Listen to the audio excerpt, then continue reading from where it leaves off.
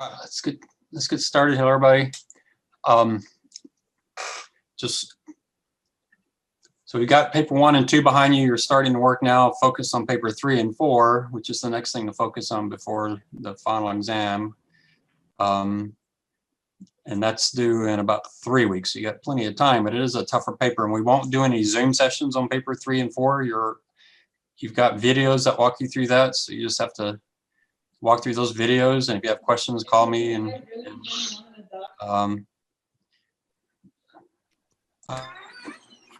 y'all hear me or not? Yes, sir. All right. Sir. All right. I don't know what. Make sure your speakers are on.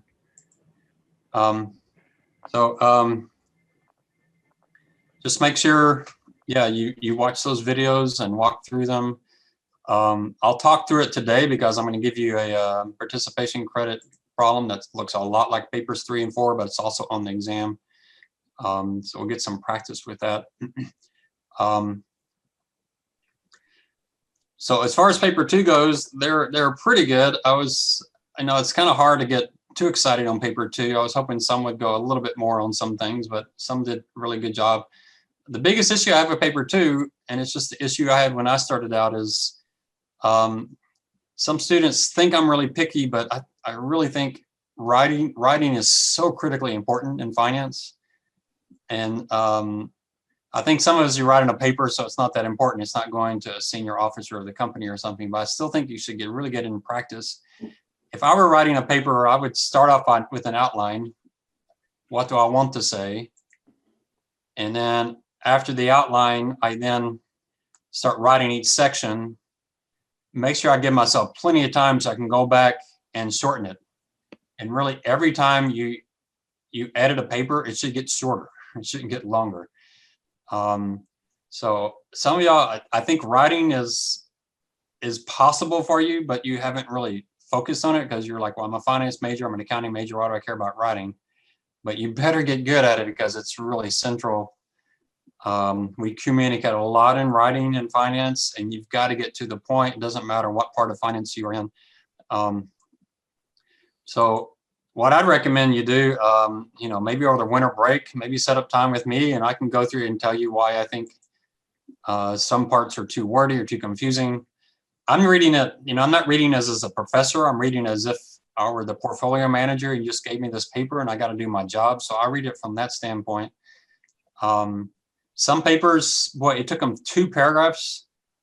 They give me the earnings, the estimate, and the prior year. Something that should have been 1 sentence took 2 paragraphs, and it just, it was so much. Some students talked about earnings and then started talking about revenue, then it went back to earnings, then went back to revenue. And you want to just look at it and say, wow, do I need to say this entire thing again? Does it really add anything for me to say the exact same thing again? And I can tell you, me thinking that as a portfolio manager reading it, when I see the same number twice, the first thing I do is I go back to the previous place and see if it's actually the same number. So like, okay, is she still talking about the same thing she was talking about above, or is this a different revenue?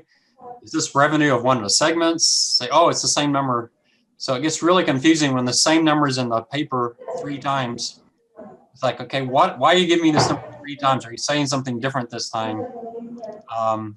And part of it, I think, is the outline. I think some students, they just start writing. I know some people I can do that. I was mentoring a kid that was in high school, and he could sit down and write a really good paper off the top of his head, but I don't think that's most of us. I think you need to sit down and say, what do I want to communicate here?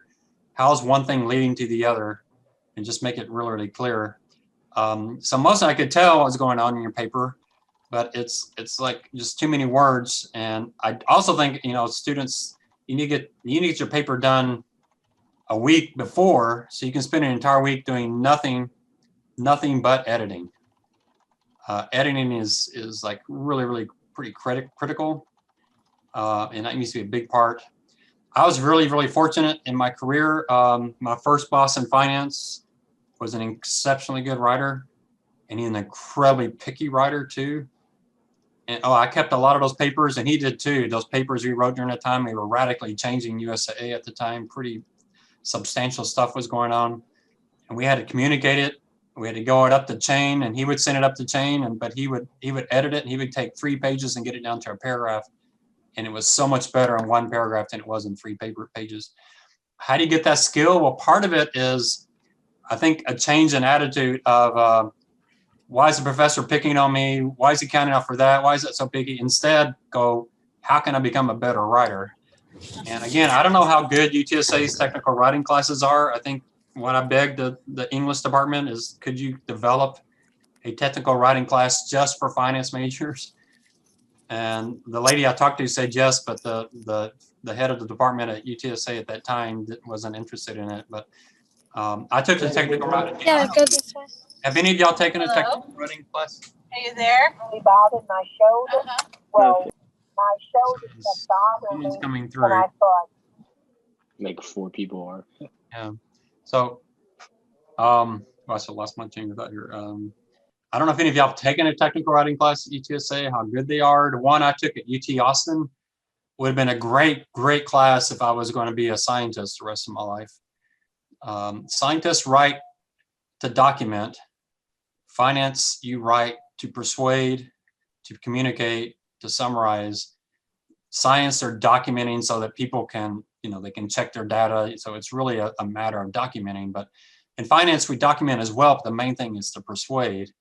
And I wasn't that many years out of college when I was writing stuff to CEOs and the board and that kind of thing. So it can happen pretty early on in your career where you're writing pretty incredible stuff. So so if you haven't taken a technical writing class, I can't say that's going to help you because I'm not sure how good the classes are at UTSA because they may be too generic for every single major. But if you want to this winter break, it's kind of busy for me right now because I'm grading so many papers, but this winter break, if you want to say, hey, I want to send one of my papers to you and I want to spend a couple hours to go through it line by line. I had a lady, I forget what country she was from, but English was a second language for her. Really smart, understood everything, but she struggled with some of the grammar. And she wanted to put one of the papers from her risk management class. She wanted to use it on LinkedIn. And we went through that. Well, it took a long time. We went through that line by line by line, just to let her know it sounds better if you say it like this. It's a little clearer. You've got, some of y'all have run-on sentences. Some of y'all have incomplete sentences. Some of y'all, my word, it may be just a debate about how you're supposed to do it, but some of y'all use commas almost randomly, it seems to me. It's like, why is that comma there? Why are you using a comma there but not over here? So, I'm going to go with, I had a really good English teacher in high school, so I'm going to go with how I was taught, but I'm not an English major. So, you should work really hard on getting that communication down. Any questions on that? No, sir. So don't take offense, take it as input. If I'm wrong, then you can throw it out and go talk to somebody else. But I did pretty well in my career and I wrote a lot of articles. I was publishing an article every week on USA.com. So I got a lot of practice working with Cliff, and I would write those articles, and he was a picky writer.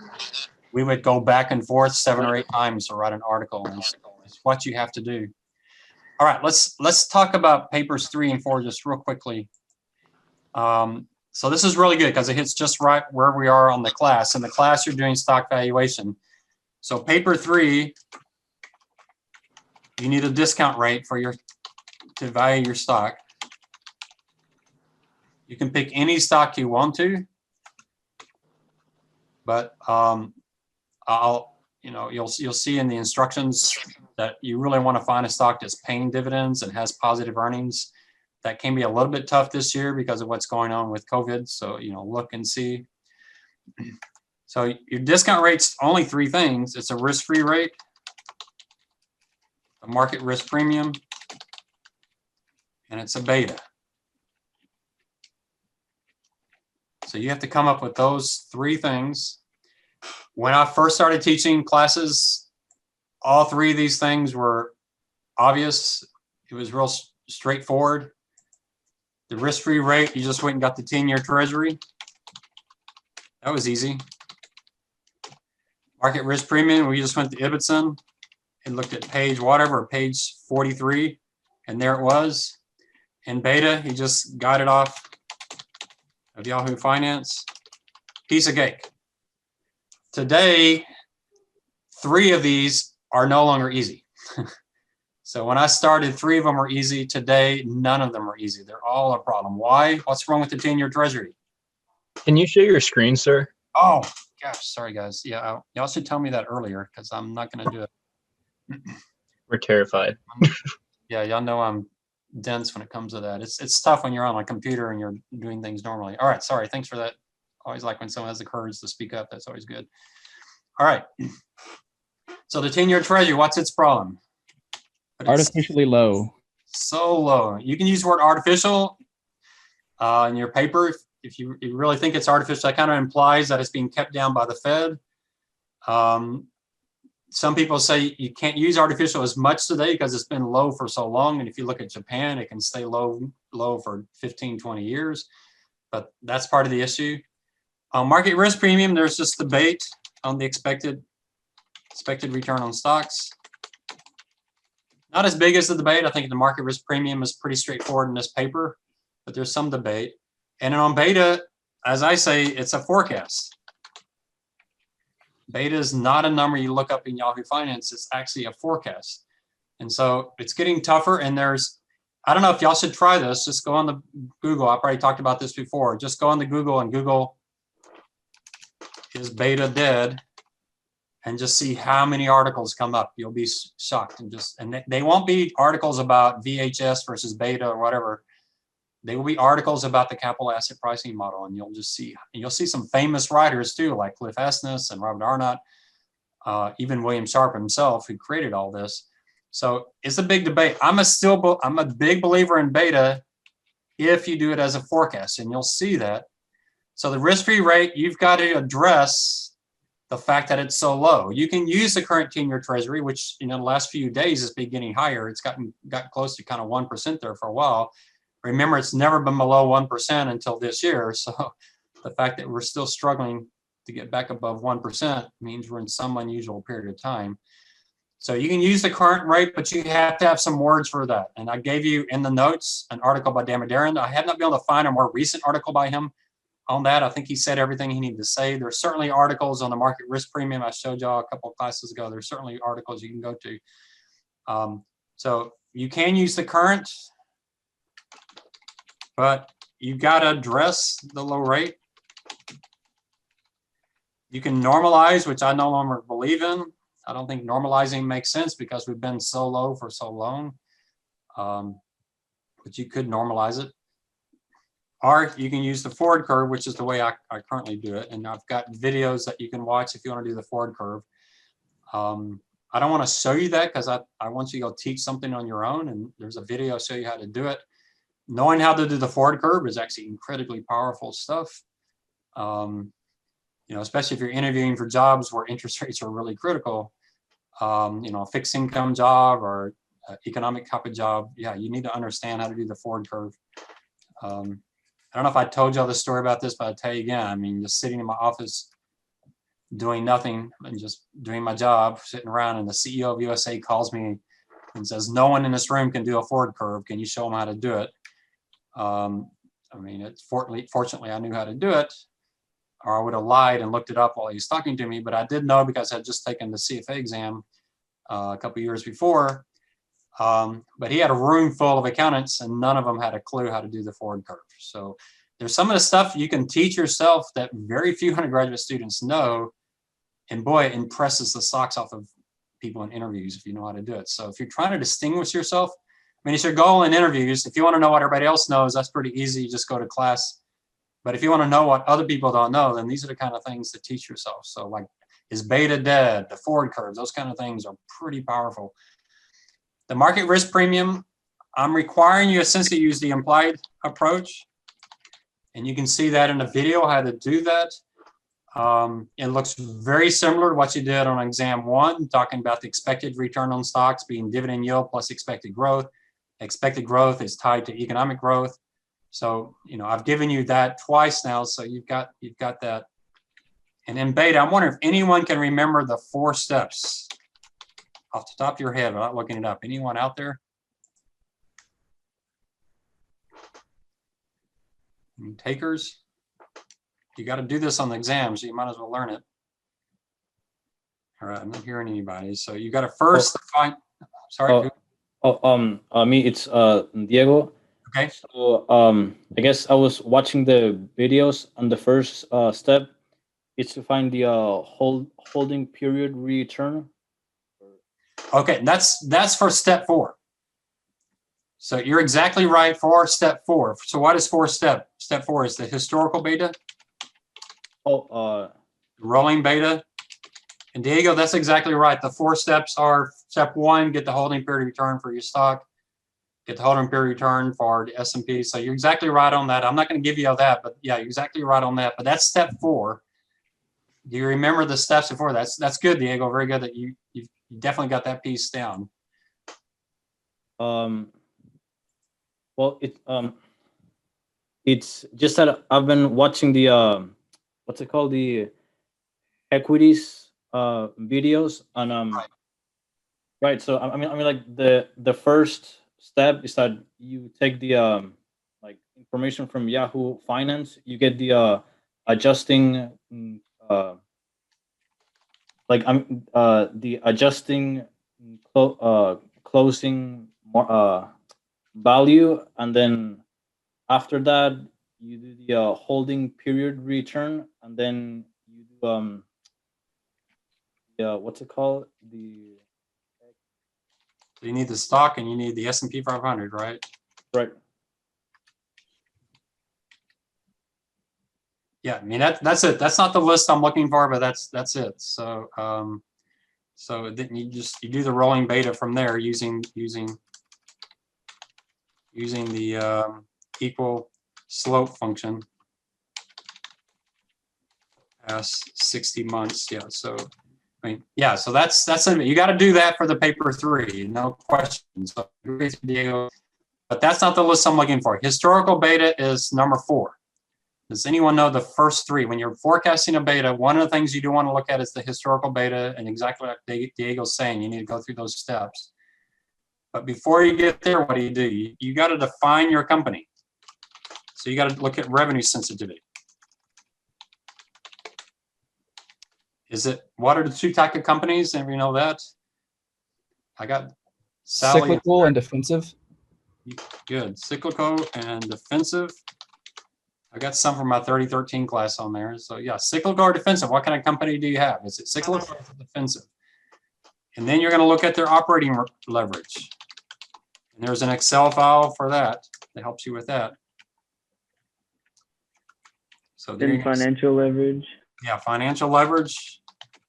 And I gave you an Excel file for that as well. So operating leverage is how much fixed cost they have. In their cost structure, financial leverage is how much debt that they have. More operating leverage means a higher beta. More financial leverage means a higher beta. Cyclical companies have high betas. Defensive companies have low betas. All right, so make sure you know this because you have to do it on the exam. And then on paper 3, you got to do the historical rolling beta. On the exam, you don't do a rolling beta. I'm really tempted to have y'all do that on the exam itself. We'll see. I'll have to think about it. There's a couple of questions I have to kick off of the exam because if it's open book, they're kind of wasted questions because they're just too easy to copy and paste in. So maybe I'll add something, have you actually do a rolling beta for the exam. I think that would be pretty cool. But yeah, so you got to do that. So there's your paper 3 right there. You got to get your risk-free rate and talk about how you're going to get it. Market risk premium, just go through the implied approach. And in beta, do the 4 steps for beta, including coming up with your historical beta at the end. All right, so there's paper 3 in a nutshell. Pretty straightforward. Let me show you how it looks on the exam. And if I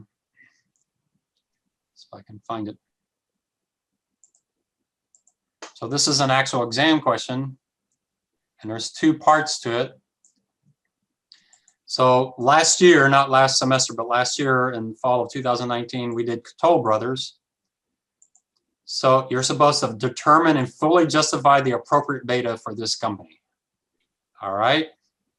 So first of all, revenue sensitivity. Toll Brothers builds houses. Does that sound like a cyclical company or a defensive company? Defensive. Cyclical. I got some saying defensive, some saying cyclical. I don't know, because I'm thinking like everybody needs a home. Like no matter what, you're gonna need a home. But then I can also see the cyclical because But like it's home buying luxurious. is seasonal. Yeah, it's usually cyclical because a large expenditure. It's high. It's expensive. The only way, I think the best way you could get defensive is during a recession, interest rates fall, and so maybe mortgage rates come down. But I think by 2008, the housing market just collapsed in 2008. So it's usually considered, anytime you have consumer discretionary, which is what housing is, it's true, everybody needs to live somewhere, but people can rent houses or rent apartments versus buying houses. And if you're worried about losing your job, you're probably going to put off buying a house and wait. So houses and cars, refrigerators, appliances, those are usually cyclical high beta stocks, consumer discretionary. All right, and then we get into this. Your boss is using the forward curve for her risk-free rate, where the current 10-year forward treasury yield is 2.6. I had about a third of the students not use 2.6 for the risk-free rate. I have no earthly idea why. She gave it to you right there. And people are like, what do I use for the risk-free rate? Well, there it is right there.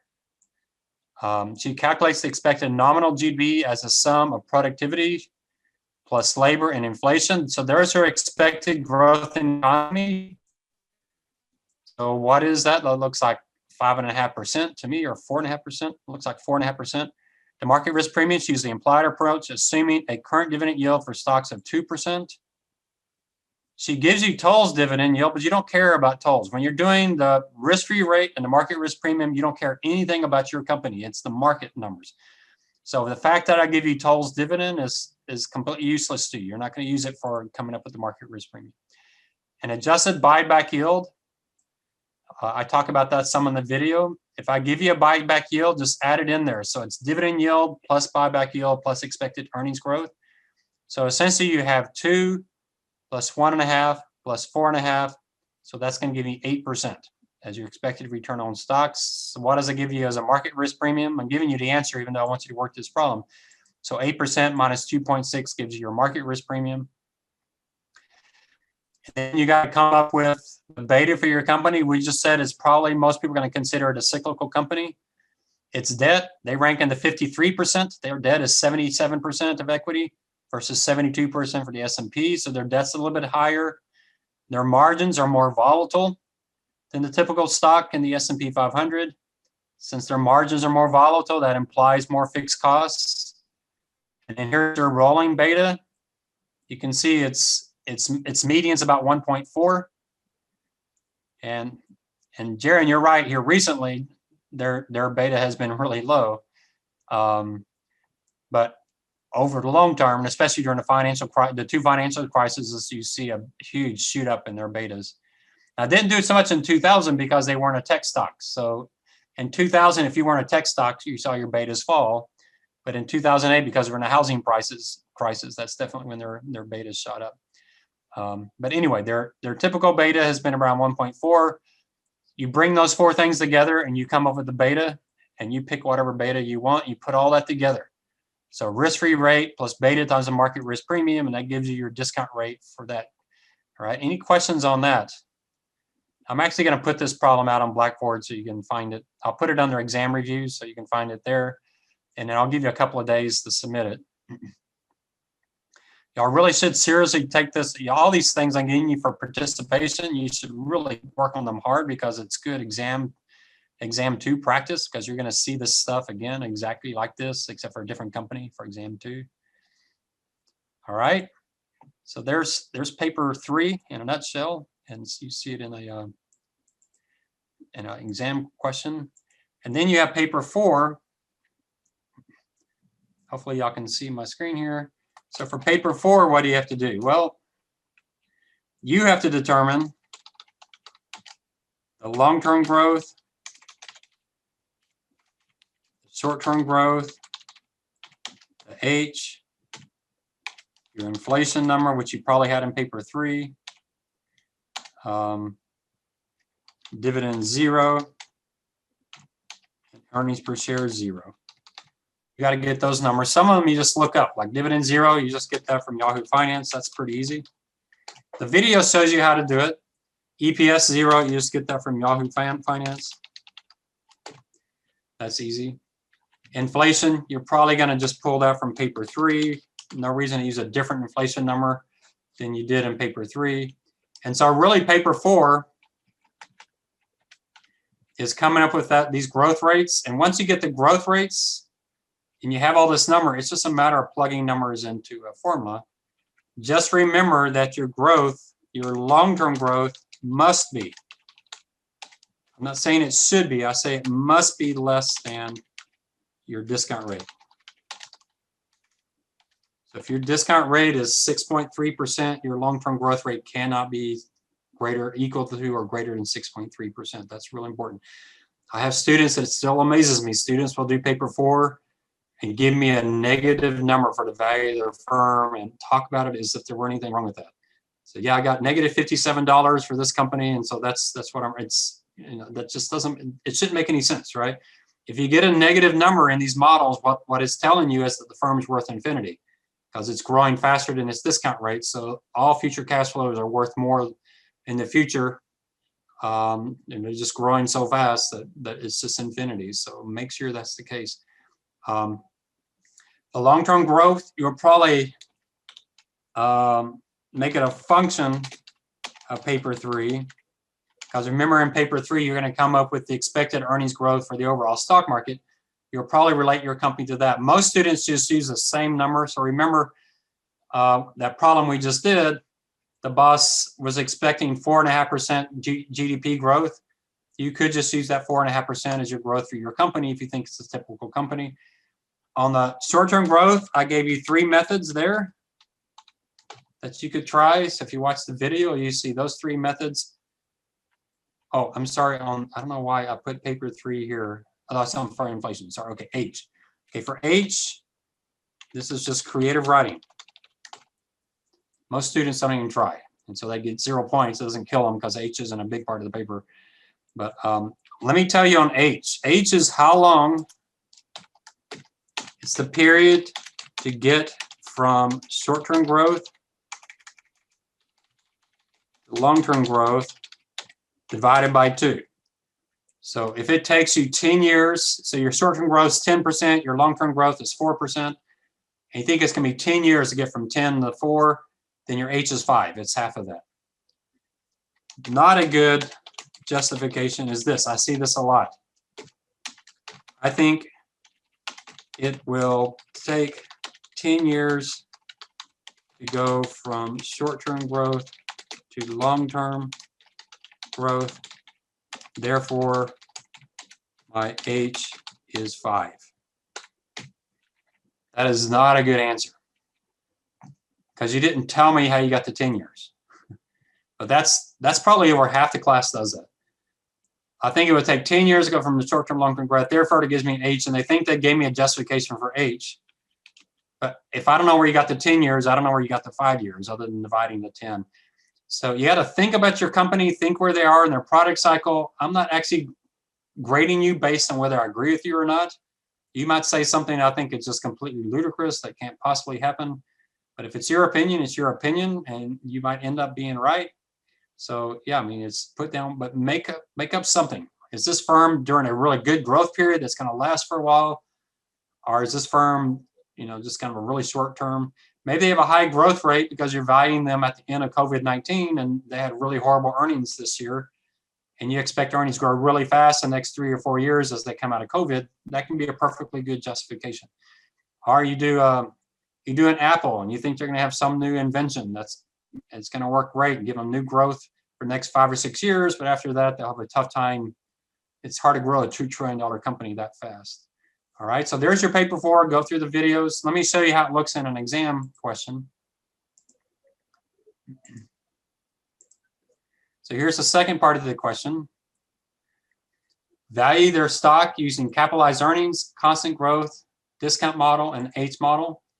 I actually give you the assumptions. So this question should be a piece of cake, and I will say probably 80% gets this exactly right. Now you're going to use the discount rate from your previous question and just plug that in here. I've thought about giving you a discount rate. That way it makes it a lot easier for me to grade. That way I don't have a different answer for every question. My fear of giving you a discount rate for question 2, if it's different than what you got for question 1, everyone's going to go back and want to change their question 1. So I'm just going to, we'll see, because on the exam, you'll have to work question 1 and turn it in and then do question 2. So I may actually, with online, I may actually give you the discount rate. We'll see. But for paper 4, you're going to use the discount rate from paper 3, and then you've got to come up with the assumption for inflation. You've got to go find a dividend for your company. You've got to get their earnings per share off of Yahoo Finance. You've got to come up with the long-term growth, probably tied back to your previous class, your previous paper. And in here, I say Toll's earnings will grow 12% next year and move back to long-term growth over the next 8 years. So what is long-term growth? There it is right there, 4.5%. What's short-term growth? There it is, 12%. And what's your H? Anyone know what the H is? 8. The period is 8 years. So what does that make the H? 4. 4. So yeah, so it's just given to you. So this is a pretty easy problem because you just plug it into the formula. Now, since it's open book, some students are going to look up the formula. I would definitely not do that because you're going to be very limited on time on the exam. I wouldn't be looking anything up, number 1. Number 2, you should know this stuff because you're a finance major, so you also should be looking them up. So just know them. You're expected to know these in interview questions, so go ahead and learn it now. Just learn it permanently. All right, so I'll put this out on the exam 2 review, and on the exam review, and if you submit your answer for these 2 problems, then you can get participation credit for doing that. I'll give you through Saturday evening to do it. So I teach a class Saturday morning, so I'm not going to really look at them anyway. All right. So you see how this is a good practice 3 and 4, and also good practice for the exam. So for paper 3 and 4, you got to create all these things that are in this problem. So this is one of my pet peeves I have with finance undergraduate. And you'll see why I do classes this way. One thing I've discovered with undergraduate finance is we give you all this stuff and ask you to plug it into a formula. We give you all the hard stuff and we ask you to do the easy stuff. And then students graduate and their boss says, value this company. And you're like, well, if you'll give me the beta and the long-term growth rate and the short-term growth rate and the H, I'll value the company. Your boss is like, well, no, you've got to do that. So on papers 3 and 4, you get to do the exercise where you have to actually go find those numbers. You have to actually come up with them and justify them yourself, because when you get a job, your boss will not be giving you all this stuff. So trying to get out of the mentality of a student where professors hand you all this stuff, like here's the beta for your company, and then you get a job and you're like, well, who's going to give me the beta now? You've got to figure out how to do this yourself and go find these numbers. So this is really, really good practice. I was talking to my buddies over at Victory Capital yesterday, and we're talking, they want to hire some people, and they were talking about the kind of people they're looking for. And I told them about some students I had 2 or 3 years ago, and they're going, yeah, that's exactly the kind of person we want to hire. So, you know, it's the students that can do this kind of thing. It's not the textbooky students. So take advantage of 3 and 4 to get your feet wet. Get a little messy and try some stuff. And if it's wrong, it's wrong, but at least you get some practice in doing this. All right. Any questions on any of that? No, sir. Everybody's good? All right. So there's no Zoom. We're not going to do any Zoom on papers 3 and 4. This is it for paper 3 and 4. I'll never talk about them again unless you call me to talk about them. I had a question real fast, Professor Sweet. This is Madeline. I was just asking, so for the participation, you said just sometime Saturday evening, and that's answering both 1 and 2? Yeah, answer both of them. You have to do it on an exam, so this is good practice. Okay, perfect. Thank you. And next Zoom class, will you be going over the problem? I usually haven't because we're so limited on time. Because I'm doing those Zoom sessions, we're a little bit limited on time. What we're going to do though for the second exam is I will give you that entire exam that you've been working. Actually, I'm going to not give you the one we've been doing at Toll Brothers. I'm going to give you the one from last spring. And I don't want to use a Zoom session to go through it. What I'll do is I'll send it to you. And then I will create a YouTube where I walk through and answer all the questions. So what I want is you to take that exam and you work it as far as you can. And then I'll give you a YouTube where you can go through and check your answers. Okay, perfect. Thank you. Sure. So that saves me time having to go over the answers. Oh, sir, and this is Diego. So, will you send us the Word document for the participation? Well, I'm going to put it on Blackboard under exam review. Oh, It's just probably be called participation for November 12th Zoom session or something like that. It'd be pretty obvious what it is.